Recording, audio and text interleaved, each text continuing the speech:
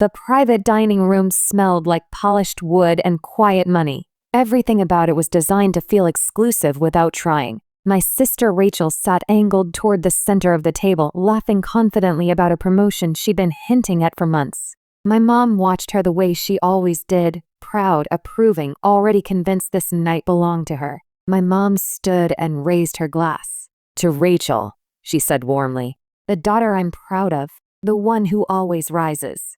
Applause followed. Polite.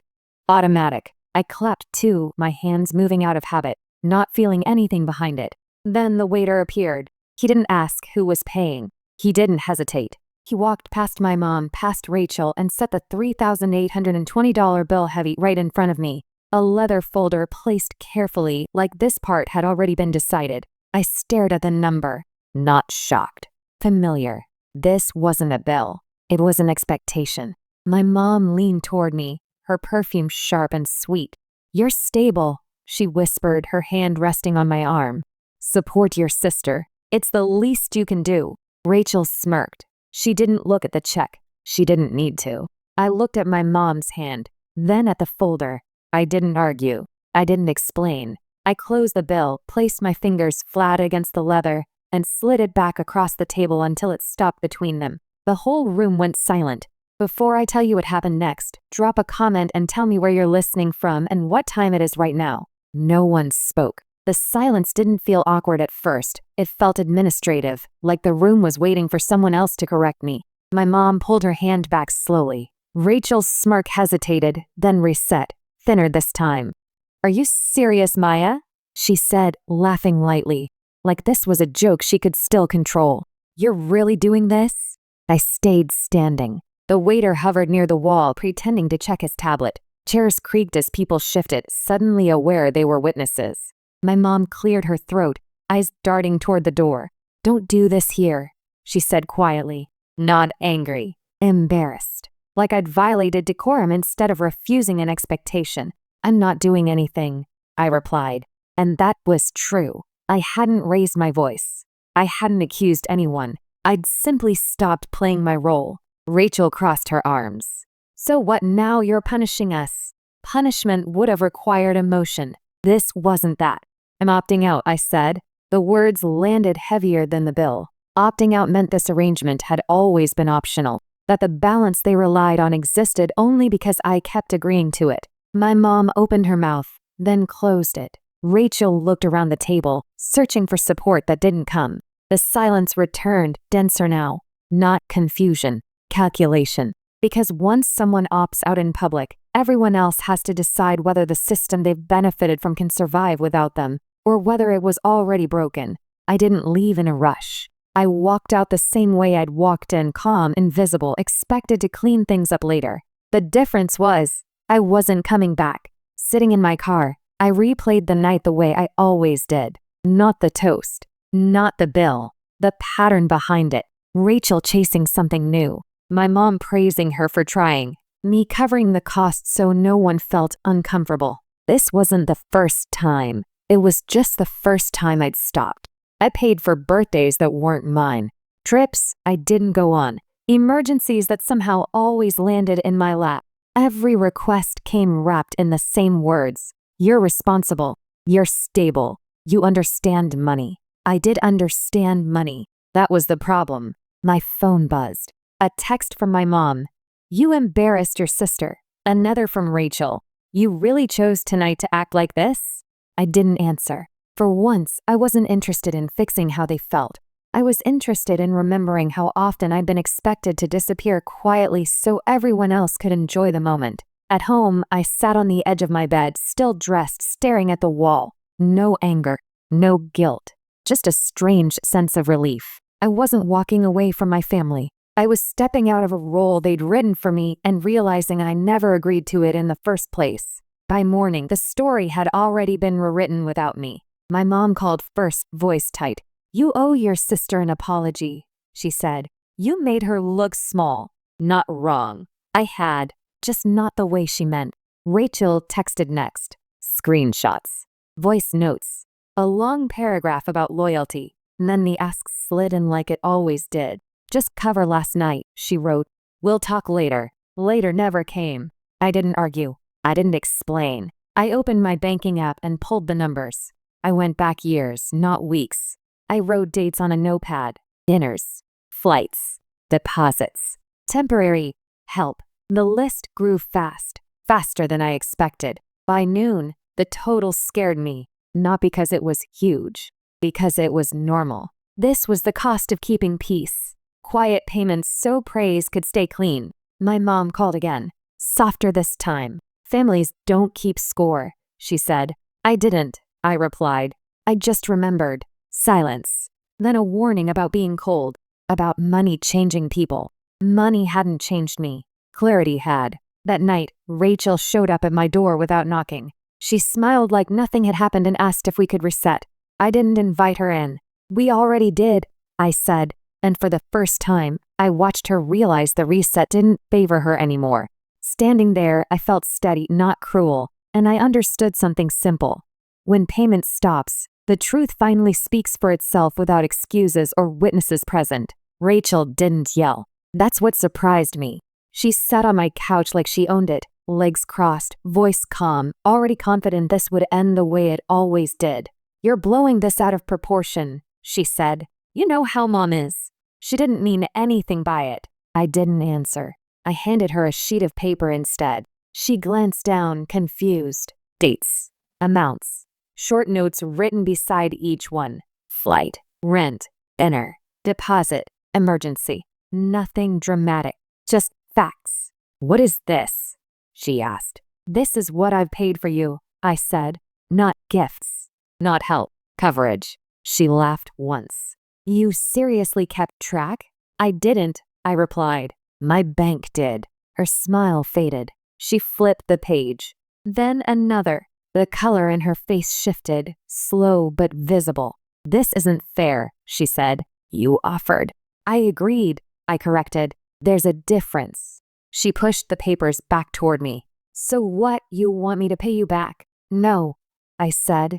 I want it to stop. That landed harder than any number. She leaned forward, lowering her voice. You're really choosing money over family? I met her eyes. I'm choosing not to be the family ATM anymore. She stood abruptly, grabbing her bag. Mom's going to lose it. I know, I said. As she left, the door closing louder than necessary, I realized something simple. The moment you name the pattern out loud, it stops pretending it's love. My mom called the next morning. Not angry, controlled. That tone she used when she thought she could still steer things back. Rachel is devastated, she said. She didn't sleep. She feels attacked. I waited. You embarrassed her, my mom continued. And now you're keeping score like it's some kind of business. It is, I said. Just one I never agreed to run. She sighed, long and heavy. Families don't work that way. They have been, I replied. I just stopped pretending they weren't. There was a pause. Then the shift. So what do you want? She asked. That question told me everything. Not how do we fix this, but what will it cost to make you cooperate again? I want it to end, I said. No more paying. No more covering. No more assumptions. My mom's voice tightened. You're being selfish. Maybe, but selfish sounded a lot like free. Later that day, a group text appeared. Rachel, my mom, an aunt I barely spoke to. Words like family, support, overreaction. No one mentioned the money directly. They never did. It was always implied, never acknowledged. I didn't reply. That night, I opened my laptop and changed a few things. Automatic transfers, shared accounts, emergency contacts, quiet steps that didn't announce themselves, but mattered. When I finished, I closed the screen and sat there for a moment. Nothing dramatic happened, but I knew something important had. For the first time, there was no open door for them to walk through and leave the bill behind. The backlash didn't come all at once. It trickled in, one message at a time, like pressure testing a door to see if it would open again. An aunt texted about gratitude. A cousin asked if everything was okay. Each message carried the same idea wrapped in different words. Fix this. Not because I was wrong, but because things were uncomfortable now. Rachel tried once more. She sent a long message about stress, about expectations, about how hard it was to be the one everyone counted on. She never mentioned the money. She never had to. The silence around it was the point. I read it twice. Then I deleted it. That was when the tone changed. "You've changed," my mom said later that night. "You used to be generous." I thought about that. About how generosity had always meant saying yes before anyone asked. About how it stopped being generosity the moment no one noticed it. "I didn't change," I said. "I stopped." She didn't like that answer. The next few days were quiet. No emergencies. No sudden needs. Just distance. The kind that's supposed to scare you into apologizing. It didn't. What surprised me most was how quickly things stabilized once I wasn't involved. Plans adjusted. Expectations shifted. Somehow, the world kept turning without my card on the table. That's when it clicked. I hadn't been helping them survive. I'd been helping them avoid responsibility. And once that support was gone, they didn't fall apart. They adapted, which meant they always could have. They just didn't need to while I was there. 2 weeks passed. Then 3. The distance stopped feeling tense and started feeling normal. No late night calls. No surprise plans. No quiet pressure to help out just this once. Rachel stopped reaching out completely. I heard about her through my mom instead. Complaints disguised as updates. How things worked tight. How she was figuring it out. How stress was getting to her. Each sentence waited for me to step in and fix it. I didn't. One afternoon, my mom tried again. She showed up unannounced, standing in my doorway like she used to when she wanted to reset things without admitting fault. "This has gone on long enough," she said. "You've made your point." I looked at her. "I wasn't making a point." She frowned. "Then what are you doing?"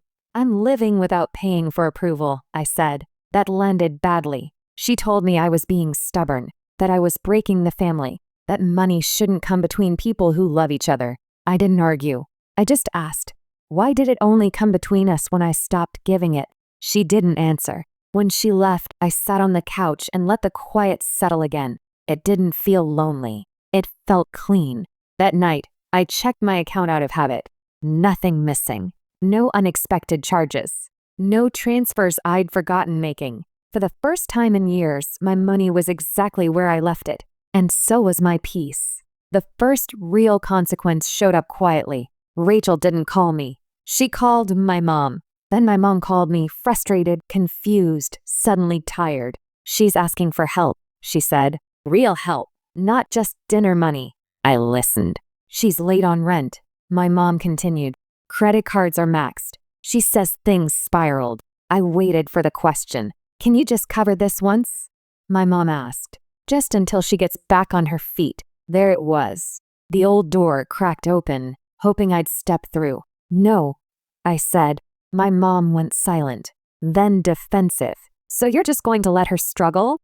"I'm letting her handle her life," I replied, "the way I've been handling mine." Rachel sent me a message that night. No attitude, no confidence. Just a few short lines about being overwhelmed and not knowing what to do next. I read it. I believed it. I still didn't respond, because helping now wouldn't be help. It would be rescue. And rescue is what keeps people exactly where they are. A week later, I heard she took a second job. Nothing glamorous. Nothing Instagram-worthy. Just work. That's when I felt it. Not guilt, not pride, relief. Relief that I hadn't stepped in and erased the lesson again. Some problems need money. Others need space. This one needed both, and I finally understood the difference. Months passed without anything blowing up. No apologies. No dramatic reunions. Just distance settling into something permanent. Rachel figured things out. Not perfectly, not quickly, but on her own. I heard she downsized, sold a few things, learned how to stretch what she had. My mom stopped giving updates when she realized I wasn't stepping back into the role. The silence changed shape. It stopped being a punishment and started being a boundary. One evening, I sat at my kitchen table and looked over my bank account again, not to check damage, just to notice stability. Bills paid. Savings untouched. No surprise withdrawals tied to someone else's choices. That's when it hit me. I hadn't been generous before. I'd been convenient. Generosity has consent. What I'd been doing had expectation attached to it. Obligation dressed up as love. And once I removed myself, the system adjusted without collapsing. That told me everything I needed to know. My mom eventually called. Short, careful. She didn't ask for money. She didn't apologize either. We talked about neutral things. Weather, work. It wasn't warm, but it was honest. After the call, I didn't feel relieved or sad. I felt steady. I didn't win an argument. I didn't teach anyone a lesson. I just stopped paying for approval. And once I did, the room stayed quiet, not because anyone froze, but because there was nothing left to negotiate.